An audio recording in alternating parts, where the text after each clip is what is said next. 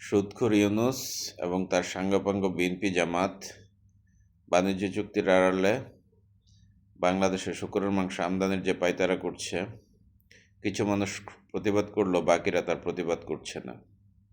শুয়োরের বাচ্চারা শুয়োরের মাংস আমদানি করলে প্রতিবাদ করবে না, এটাই স্বাভাবিক। বাংলাদেশ মুসলিম প্রধান দেশ।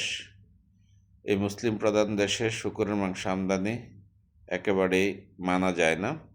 তাই সকল ধর্মপ্রাণ মুসলমান আমাদের সবার উচিত এটা নিয়ে প্রতিবাদ করা এবং এটা যাতে আমদানি করতে না পারে সেটা নিশ্চিত করা।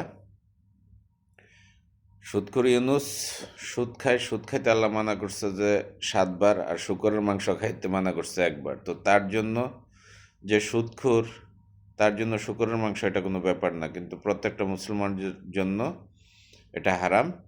তো হারাম থেকে সবাই বিরত থাকতে হবে। বিএনপি জামাত ক্ষমতার জন্য ইসলামকে ব্যবহার করে, তারা ইসলামের ধারক বাহক নয়। ক্ষমতার জন্য তারা ইসলাম কেন, আরও কোনো কিছু যদি থাকে সেটাকেও পদদলিত করবে।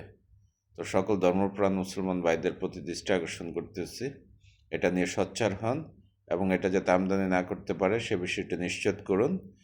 শুয়োরের বাচ্চাদের জন্য শুয়োরের মাংস প্রয়োজন হলে তারা দেশের বাইরে গিয়ে খাবে, বাংলাদেশের মাটিতে শুকরের মাংস আমদানি হতে পারবে না। সবাই সোচ্চার হন। ধন্যবাদ সবাইকে।